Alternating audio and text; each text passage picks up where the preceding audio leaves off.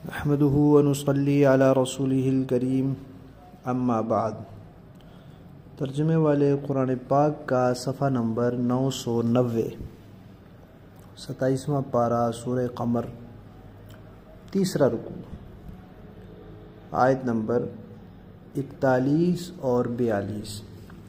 اعوذ باللہ من الشیطان الرجیم، بسم اللہ الرحمن الرحیم۔ وَلَقَدْ جَاءَ آلَ فِرْعَوْنَ النُّذُرُ كَذَّبُوا بِآيَاتِنَا كُلِّهَا فَأَخَذْنَاهُمْ أَخْذَ عَزِيزٍ مُقْتَدِرٍ۔ صدق اللہ العظیم۔ یہ سورہ قمر ہے، جس کا عنوان قیامت ہے، اور اس بات کا تذکرہ کہ اللہ تعالیٰ جب کسی پیغمبر کو بھیجتے ہیں، کسی قوم تک پیغام پہنچاتے ہیں، تو پھر فوراً عذاب نہیں بھیج دیتے بلکہ مہلت دیتے ہیں۔ تو اس سلسلے میں واقعات ذکر ہو رہے تھے، 4 واقعات ذکر ہو چکے۔ یہ 5واں واقعہ ہے جو موسیٰ علیہ السلام کا اور فرعون کا ہے۔ پہلا واقعہ نوح علیہ السلام کا تھا، پھر اس کے بعد قوم عاد کا، پھر قوم سمود کا، پھر قوم لوط کا۔ اب یہ موسیٰ علیہ السلام کا اور فرعون کا واقعہ ہے، اور مختصر سا، بالکل 2 چھوٹی چھوٹی مختصر سی آیات میں اس کا تذکرہ آیا ہے۔ اور یہ بات پہلے گزر چکی ہے کہ یہ جو واقعات آئے ہیں یہ تاریخی ترتیب بھی ہے۔ قرآن پاک میں ہر جگہ تاریخی ترتیب نہیں ہے، لیکن اس جگہ یہاں یہ تاریخی ترتیب ہے کہ جو نبی پہلے آئے ان کا تذکرہ بھی پہلے ہے، جو بعد میں آئے ان کا تذکرہ بھی بعد میں ہے۔ تو یہاں بس اتنا بتایا کہ فرعونیوں کے پاس، فرعون والوں کے پاس، فرعون اور اس کی آل کے پاس بھی ڈرانے والے آئے، اور انہوں نے آ کر ڈرایا اور ہر قسم کی ان کے شبہات کے جوابات دیے، معجزات دکھلائے، لیکن فرعونیوں نے ان معجزات کو جھٹلایا، سارے ہی معجزات کو جھٹلا دیا۔ جب انہوں نے سارے معجزات کو جھٹلا دیا تو اللہ فرماتے ہیں پھر ہم نے پکڑا، اور کیسے پکڑا؟ جیسے ایک زبردست قدرت والے کا پکڑنا ہوتا ہے، پھر کوئی اس سے بچ نہیں سکتا، پھر کوئی نکل نہیں سکتا، پھر کسی کے بس میں نہیں ہوتا کہ وہ اس کی پکڑ سے باہر ہو جائے۔ تو دیکھ لو، فرعون اتنا بڑا بنا پھرتا تھا، لاکھوں کی اس کے ساتھ لوگ تھے، فوج تھی، عوام تھے، کوئی بچ سکا؟ کوئی نہیں بچ سکا۔ تو اس کی پکڑ سے پھر کوئی نہیں بچ سکتا۔ موسیٰ علیہ السلام کو اللہ تعالیٰ نے جو 2 نشانیاں دکھلائی تھیں، 2 نشانیاں عطا فرمائی تھیں، بڑی تھیں، اور باقی جو نشانیاں تھیں وہ ان سے کم تھیں۔ بڑی نشانیاں کون سی تھی؟ ایک عصا اور ایک ید بیضاء۔ عصا یعنی لاٹھی، جس کو رکھتے تھے سانپ بن جاتی تھی، پھر پکڑتے تھے ہاتھ میں آ جاتی تھی۔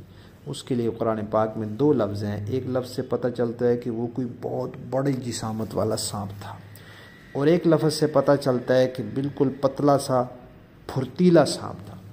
تو علماء نے کہا کہ دونوں کو جمع کریں تو نتیجہ یہ نکلتا ہے کہ جسامت میں تو بہت بڑا تھا، لیکن پھرتی میں ایسا تھا جیسے پتلا سانپ ہوتا ہے۔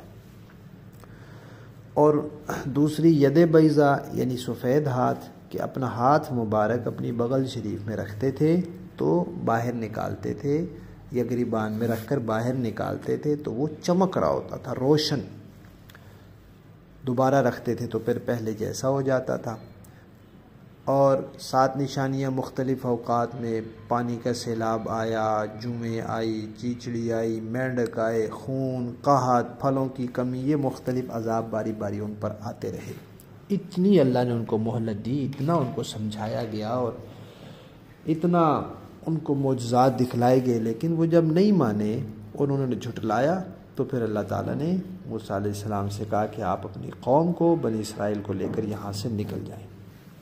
ابھی اس وقت تورات نازل نہیں ہوئی تھی، تورات بعد میں نازل ہوئی۔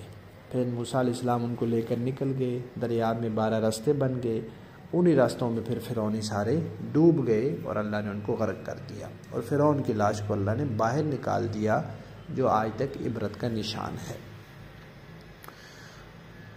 لفظی معنی دیکھیں،